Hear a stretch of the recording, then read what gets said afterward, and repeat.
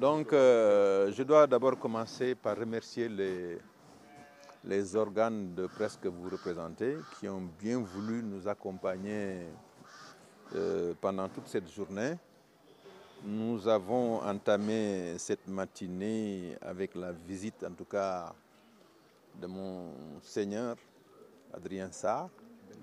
Benjamin Ndiaye, pardon, au niveau de la grande cathédrale de Dakar. Ensuite, nous nous sommes rendus à Cambérène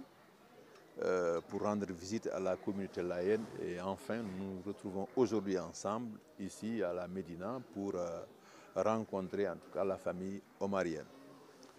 Le FDR a un programme d'activité qu'il est en train de dérouler en ce moment. Et aujourd'hui, dans le cadre de ce programme-là, nous avons entamé justement cette visite aux autorités religieuses pour partager avec elles nos préoccupations aujourd'hui sur la marche de notre pays. Nous l'avons dit assez souvent et répété pour dire que le Sénégal aujourd'hui rencontre des difficultés liées au processus démocratique, mais également qui, si la tendance arrivait en tout cas à continuer, fragiliserait les fondamentaux de la République. C'est la raison pour laquelle nous avons constitué ce front pour partager nos avis, nos opinions, nos inquiétudes à une frange de la population constituée par ces autorités. Et aujourd'hui, en faisant le point, depuis le démarrage de cette activité, nous nous rendons compte que les autorités religieuses sont au fait vraiment de la marche du pays et que par conséquent, je pense qu'aujourd'hui, ils ont un rôle assez important à jouer pour, de part et d'autre, des composantes de la vie politique, qu'ils puissent en tout cas avoir les éléments qui leur permettront vraiment de travailler en communion avec la population sénégalaise pour que la paix règne dans notre pays. Alors comment avez-vous trouvé, comment appréciez-vous l'accueil qui vous a été réservé au niveau de ces familles religieuses? À chaque fois, ça a été un accueil exceptionnel et nous avons trouvé sur place des autorités au fait de la vie politique du Sénégal. Parce que le Sénégal est constitué d'une manière où les autorités religieuses reçoivent quotidiennement les populations, échangent avec elles. Et donc, à partir de là, vous comprendrez qu'ils ont une idée assez précise de comment marche le pays et partagent les mêmes préoccupations que nous avons. Et lesquelles préoccupations ont pour nous principalement, disons, le raffermissement de la démocratie et la conservation effectivement de nos institutions. En sortie de toutes ces visites, quel bilan vous tirez? C'est un bilan très satisfaisant parce qu'effectivement, ça nous a permis de partager, comme je l'ai dit tantôt, nos préoccupations avec les autorités religieuses. Nous avons été bien entendus par ces autorités religieuses qui, nous l'espérons en tout cas, vont avoir en tout cas les éléments nécessaires pour leur permettre en tout cas de faire à leur tour en tout cas le travail qui est attendu d'eux, c'est-à-dire d'être en tout cas ces points focaux à partir desquels vont jaillir en tout cas ces messages de paix, hein, de stabilité en tout cas dans notre pays. Alors quelle sera votre feuille de route? Ben, nous avons une feuille de route qui est très large que nous allons entamer pour les 5 prochaines années. Et nous avons dans nos organes ce qu'on appelle la conférence des leaders qui se réunit régulièrement pour pouvoir apprécier la situation du jour et pouvoir, à partir de là, en tout cas, injecter en tout cas à notre structure le dynamisme qu'il faut pour pouvoir prendre en charge les préoccupations des Sénégalaises à tout point de vue. Est-ce que vous parlez en fait de la loi Djoula qui va être prononcée le 2 avril? Qu'est-ce que vous en dites de cette loi? Nous l'avons dit dans le cadre d'un communiqué que nous avons remis à la presse, que vous aviez justement, que vous avez en tout cas publié. C'est une loi scélérate qui n'a pas son sens dans le contexte actuel du Sénégal. Vous savez, le Sénégal a pris en son temps la pleine mesure des difficultés qu'il y avait effectivement en 2024, au point que le président Macky Sall avait en tout cas proposé cette loi qui a été en tout cas prise par l'Assemblée, qui a permis, qui a en tout cas créé les conditions en tout cas d'une élection relativement apaisée.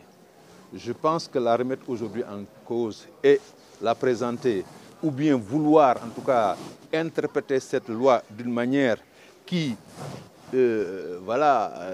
ferait en sorte que certains puissent être poursuivis et d'autres, je pense qu'effectivement, de ce point de vue, ne serait-ce que du point de vue de la morale, il y a un problème. Je pense que de ce point de vue-là, le FDR condamne avec la plus grande fermeté, en tout cas, cette loi qui serait proposée à l'Assemblée le 2 avril.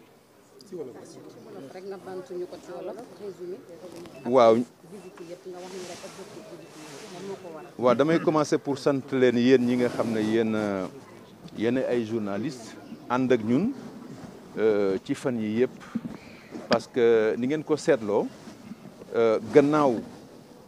lii ñuy def dañoo waxtaanu suñu biir tënk benn programme d'activité boo xam ne FDR daf ko am bokk na ci programme d'activité boobu ci biir koor gi ñu dem daal di seeti ñi nga xam ne ñooy kilifa diine gi nekk Sénégal moo xam diine l'islam ak jàngu bi fan yi yëpp dégg ngeen gis ngeen ñu demoon nañ Touba dem nañ Thiénaba dem nañ Ndiassane dem nañ Tivaouane dem nañ Kaolack fii tey ci suba ak léegi dem nañ ci jàngu bi dem nañ Cambérène tey ñu ngi fii pour rencontrer la famille omarienne sabab bi nag mooy wax kilifa diine yooyu ñan lañu doon mooy composante yi nga xam ne ñoo nekk tey ci front boobu gannaaw loolu wax leen li tax ñu jóg li ñu tax ñu jóg nag dafay di yàlla daf ñu boole ñu nekk ci kujjeeg politique bi am ñaari seetlu nag loo xam ne seetlu nañ ko te tey booy cëggal guyu Sénégal loo xam ne tey Sénégal mooy taarixam loo xam ne tey Sénégal ku ko naw ci bitim réew moo tax nga naw ko muy lan muy démocratie mais également république ñaar yooyu nag dafa mel ne dafa sooxe attaque léegi te bokk na ci jën yi nga xam ne ñoom ñaar ñoo xam ne ñoo ŋànk Sénégal ba kenn ku nekk ci bitim réew ma ñoo nam loola nag buñ ko càmbaree ñëw diisoo ci ñi nga xam ne am nañ pàcc ci ni réew mi doxe muy kilifa diine yi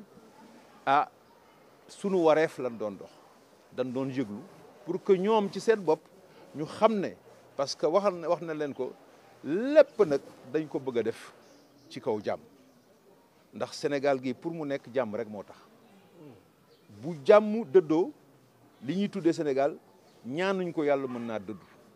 kon nag luñ mënti def nañ fexe ba nga xam ne jàmm kese dong rek moom mooy wuutu beneen xel bu ñaaw bu mënti am li nga xam nag séentu nañ ko ci fan yii ñu génn bu dakkul loolu mën na am te loolu nag lañ bëgg ñun fi mu dabu ci kilifa diine yi nga xam ne ñoom lañ bokk ak réew mi te ñu am ci ñoom yaakaar ci seeni ñaan parce que ñun bokk nañ ci ñi nga xam ne Sénégal ñaan da koo téye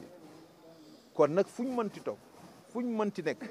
ñi nga xam ne am nañ ci ñoom yaakaar rawatina ci weeru koor gi ak ci carême bi ñu nekk ñoom tàllal leen so xam ne de am nañu nekk ci biir Sénégal ñoo xam ne keneen ku waxut wala doxut jàmm am na ñoo xam ne ñu ngi wax ak dox jàmm ñun nag ca la ñu boole suñu bopp loolu daal moo doon sababu doxantu bi ñu ci sant yàlla bu baax nag ndax ñi nga xam ne ñoom lañ ko seq ak fan yi yëpp dafa mel ne suñu lamt